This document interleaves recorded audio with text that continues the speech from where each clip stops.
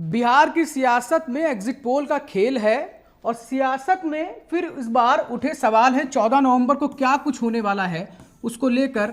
अब अखिलेश यादव जो है वो सामने आकर एक बड़ा बयान दे रहे हैं। नमस्कार, देख रहे हैं आप अनादि टीवी यूपी और मैं हूं आपके साथ स्पर्श सिन्हा। मतदान हो चुके हैं बिहार में और बिहार मतदान होने के बाद अब सबको इंतजार है नतीजों का।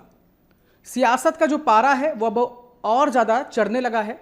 एग्जिट पोल जिस तरीके से आए हैं, आने के बाद आंकड़ों के सामने आने के बाद विपक्ष जो है अब सुर बदल रहा है। समाजवादी पार्टी के अध्यक्ष अखिलेश यादव एग्जिट पोल पर एक बड़ा बयान देते हैं। कहते हैं कि एग्जिट पोल्स फर्जी और भ्रम फैलाने वाले हैं। वो कहते हैं कि महागठबंधन के नेताओं और कार्यकर्ताओं जरा ध्यान रखो, ईवीएम पर 24 घंटे की नज़र रखनी है और जब तक जीत का सर्टिफिकेट हाथ में ना आ जाए चैन की सांस मत लेना। अखिलेश यादव ने सोशल मीडिया प्लेटफॉर्म एक्स पर पोस्ट करते हुए एक बड़ा सवाल उठाया है कि जब चुनाव आयोग को ही मतदाताओं की संख्या बताने में कई दिन लग जाते हैं तो आखिरकार कैसे कि कुछ न्यूज़ चैनल जो हैं वो एग्जिट पोल का विस्तृत डेटा जो है वो जारी कर रहे हैं।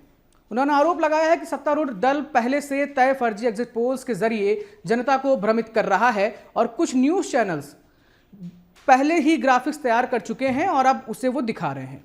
अखिलेश ने इसे लोकतंत्र के साथ खेल बताते हुए कहा है कि यह सब एक प्री प्लान प्रोपेगेंडा है। सपा अध्यक्ष ने बिहार के मतदाताओं को बदलाव के लिए, ऐतिहासिक मतदान करने के लिए धन्यवाद भी दिया है, लेकिन वो एक दावा भी करते हैं कि बिहार में अब इस बार प्रगतिशील, रोजगार देने वाली महागठबंधन की सरकार बनने जा रही है और अपने उम्मीदवारों और कार्यकर्ताओं को खास हिदायत भी वो दे रहे हैं कि मतगणना के दौरान पूरी सतर्कता बरती जाए, सावधानी बरती जाए, ईवीएम पर नजर रखी जाए और जब तक जीत का प्रमाण पत्र हाथ में ना आ जाए भैया चैन की सांस मत लेना। क्योंकि कहीं ना कहीं अखिलेश यादव को एनडीए पर और चुनाव आयोग पर भरोसा नहीं है। अखिलेश कहते हैं कि यूपी की तरह बिहार में भी इस बार जनता बदलाव का मन बना चुकी है।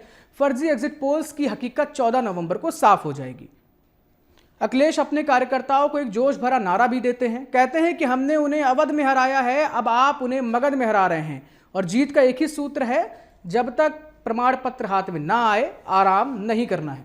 खैर, अब सबकी निगाहें 14 नवंबर पर टिकी हुई हैं कि जब बिहार चुनाव के नतीजे आएंगे और असली तस्वीर सामने होगी कि एग्जिट पोल्स की भविष्यवाणी क्या सच में सही है या फिर अखिलेश यादव का जो दावा है वो हकीकत बन जाता है।